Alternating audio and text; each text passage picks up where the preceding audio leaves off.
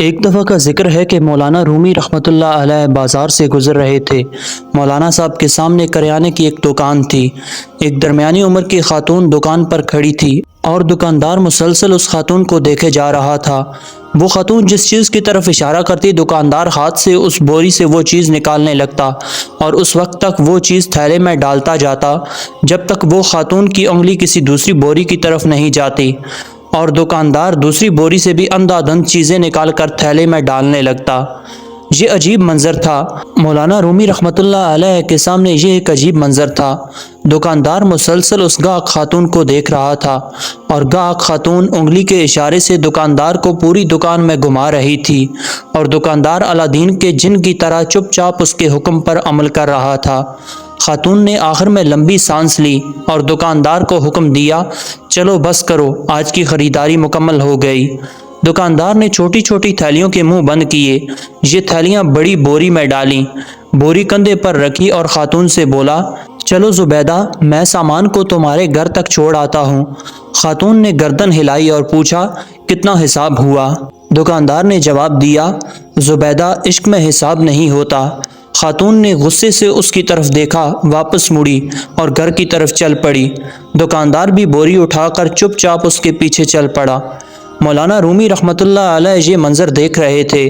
دکاندار خاتون کے ساتھ چلا گیا تو مولانا رومی رحمۃ اللہ علیہ دکان کے دھڑے پر بیٹھ گئے اور شاگرد گلی میں کھڑے ہو گئے۔ دکاندار تھوڑی دیر بعد واپس آ گیا۔ مولانا رومی نے دکاندار کو اپنے قریب بلایا اور پوچھا، یہ خاتون کون تھی؟ دکاندار نے ادب سے ہاتھ چومے اور بولا، جناب، یہ فلاں امیر خاندان کی نوکرانی ہے۔ تو مولانا رومی نے اس دکاندار سے پوچھا، تم نے اسے بغیر تولے سامان باندھ دیا، پھر اس سے رقم بھی نہیں لی، کیوں؟ دکاندار نے عرض کیا، مولانا صاحب، میں اس کا عاشق ہوں، اور انسان جب کسی کے عشق میں مبتلا ہو جاتا ہے تو پھر اس سے حساب نہیں کر سکتا۔ دکاندار کی یہ بات سیدھی مولانا رومی رحمۃ اللہ علیہ کے دل پر لگی۔ وہ چکرائے اور بے ہوش ہو کر گر پڑے۔ شاگرد دوڑے، مولانا صاحب کو اٹھایا، ان کے چہرے پر پانی چھڑکا، ان کی ہتھیلیاں اور پاؤں مسلنے لگے۔ مولانا صاحب نے بڑی مشکل سے آنکھیں کھولیں۔ دکاندار یہ سارا منظر دیکھ کر گھبرا گیا۔ جب مولانا صاحب کو ہوش آیا تو دکاندار مولانا صاحب پر جھکا اور ادب سے عرض کیا، حضرت، اگر مجھ سے کوئی غلطی ہو گئی ہو تو معافی چاہتا ہوں۔ مولانا صاحب نے کہا، نہیں نہیں، ایسی کوئی بات نہیں، بلکہ تم تو میرے محسن اور میرے مرشد ہو، کیونکہ تم نے آج مجھے زندگی میں عشق کا سب سے بڑا سبق دیا ہے۔ دکاندار نے حیرت سے پوچھا، جناب، وہ کیسے؟ مولانا صاحب نے فرمایا، میں نے جانا تم ایک عورت کے عشق میں مبتلا ہو کر حساب سے بیگانے ہو، جبکہ میں اللہ تعالیٰ کی تسبیح بھی گن گن کر کرتا ہوں، نفل بھی گن کر پڑھتا ہوں، اور قرآن مجید کی تلاوت بھی اوراق گن کر کرتا ہوں، لیکن اس کے باوجود اللہ تعالیٰ سے عشق کا دعویٰ کرتا ہوں۔ تم کتنے سچے اور میں کس قدر جھوٹا عاشق ہوں۔